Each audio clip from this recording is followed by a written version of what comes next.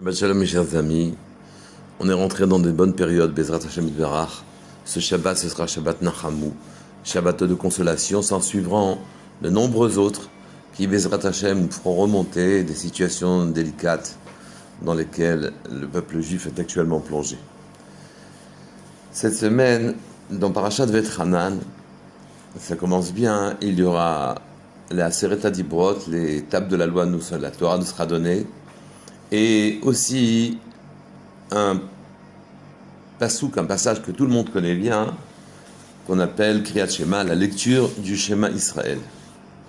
Le premier pasouk du premier paragraphe de la lecture du Shema Israël commence par les mots Ve'ahavta et Hashem Elokecha bechol levavecha ubechol nafshecha ubechol meodecha. Tu aimeras l'Éternel ton Dieu de tout ton cœur, de toute ton âme et de tous tes moyens. Le Be'er Marim Chaim explique ces psukim d'une manière intéressante. Ve'ahavta et Hashem Elokecha, tu aimeras Hashem, celui qui a fait exister le monde, celui qui t'a fait exister, celui qui a fait exister tout, d'une manière générale. Et Elokecha, tu l'aimeras en le faisant finalement ton Dieu, ton guide. Que le créateur de tout soit celui qui te guide aussi. Et pour cela, il faut l'apprécier de tout ton cœur, de toute ton âme et de tous tes moyens. Bechol levavcha, c'est écrit avec deux bêtes, pour t'indiquer que ton cœur finalement te fait apprécier et aimer des choses qui, d'une certaine manière, sont contradictoires. Tu dois aimer le Créateur avec de tout ton cœur, c'est-à-dire avec ton Yetzera Tov et ton Yetzera Ra. Éprouver des sentiments d'agrément, de reconnaissance à l'égard d'Hachem, celui qui t'a fait exister, mais celui qui t'a fait exister a aussi inscrit en toi, dans ta nature, des appétits. Des appétits qui sont naturels, qui sont considérés comme des données de base pour toi. Ce sont d'ailleurs des moteurs. Tu as des appétits, des agréments dans ce que tu manges, dans ce que tu bois, des attirances aussi pour le sexe opposé notamment, mais pas seulement ça. Oui, tu aimes finalement vaincre, surmonter ton ami, tu aimes la compétition, tu recherches le kavod, tu recherches le pouvoir. Ou à l'inverse, tu recherches à paresser, à te prélasser. Donc tout ça fait partie des natures qui sont inscrites en nous. De la même manière qu'il y a des lois naturelles, il y a la loi de la pesanteur, on ne manquera pas d'air, on ne manquera pas d'eau. Tout cela est considéré comme naturel par définition, c'est-à-dire que par définition, c'est une donnée d'hypothèse incontournable. Il y a aussi dans notre nature des données d'hypothèse incontournables, qui font notre personnalité. On est plus attiré par ceci que par cela.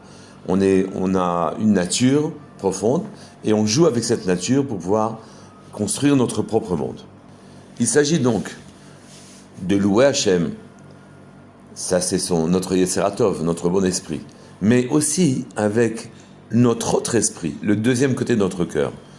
À ce moment-là, utiliser tous nos appétits, que je viens de citer, compétition, kavod, etc., pour savoir que Akadosh Baruch Hu a inscrit ceci dans notre nature pour que l'on apprécie les agréments que procurent ces choses-là. À partir de ce moment-là, on doit y mettre une mesure et retourner l'agrément et le plaisir dans le sens où ceci ferait plaisir à notre Créateur qui a inscrit en nous cette nature-là. Puisque l'on aime le kavod, on doit comprendre aussi le plaisir que ça ferait à notre Créateur de recevoir de notre part du kavod. On aime la compétition, la victoire, le pouvoir. On doit aussi s'attacher au fait de donner du pouvoir à Hachem, qui a inscrit que le pouvoir est quelque chose de finalement pas si mal en nous. On doit lui donner du kavod, du pouvoir. On doit même lutter pour lui. L'amour de la compétition, c'est le retourner. Il faut le retourner pour faire plaisir à Hachem. Pratiquement, ceci consiste à mettre un gvoul, une limite, à nos appétits. Les utiliser pour que ne pas les respecter, ne pas respecter notre nature, c'est une catastrophe, ça n'a pas de sens. Mais m'y mettre une mesure et utiliser judicieusement nos moteurs pour pouvoir comprendre qu'Hachem les a inscrits en nous, pour que l'on lui retourne une satisfaction, un agrément de ces moteurs-là. Ceci, c'est utiliser notre Yetzer Hara pour louer Hachem d'une certaine manière. La limite que nous mettons à utiliser nos appétits, en partie pour nous, de manière à réaliser nos ambitions et notre vie. Et cette limite, au-delà de laquelle nous décidons d'employer ces appétits pour faire plaisir à Hachem, pour pouvoir louer notre Créateur, en quelque sorte, reconnaître que c'est lui qui a mis cette nature en nous, cela, c'est aimer Hachem, bechol levavecha, avec tes bons côtés et tes côtés moins bons. On doit l'aimer aussi bechol nafshecha, de toute notre âme.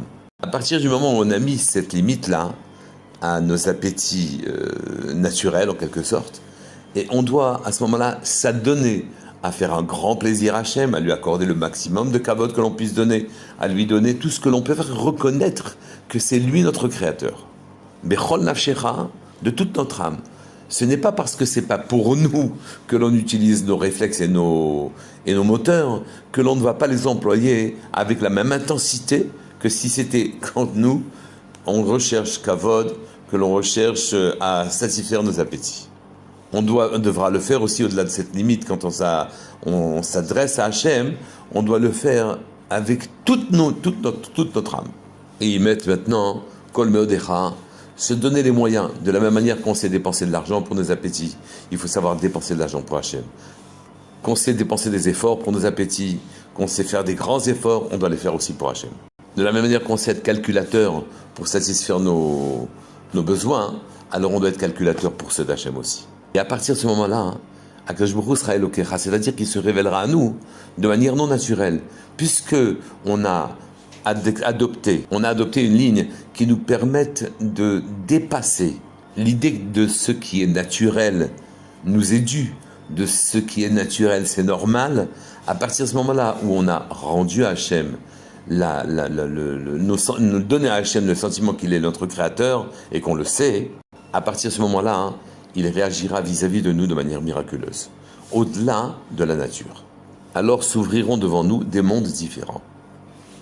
Je m'explique. En fait, nous devons comprendre que les moyens qu'Hachem nous a donnés, qui sont l'acte, dans toute son acceptation la plus grande, moyens physiques et le reste, la parole et la pensée, nos expressions en quelque sorte, nous n'en avons qu'une disposition partielle.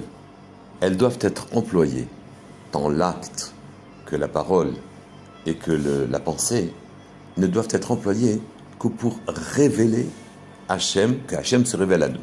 Ces moyens qui nous ont été donnés sont extrêmement efficaces. Ce ne sont pas des instruments de maîtrise du monde pour nous seulement, bien au-delà.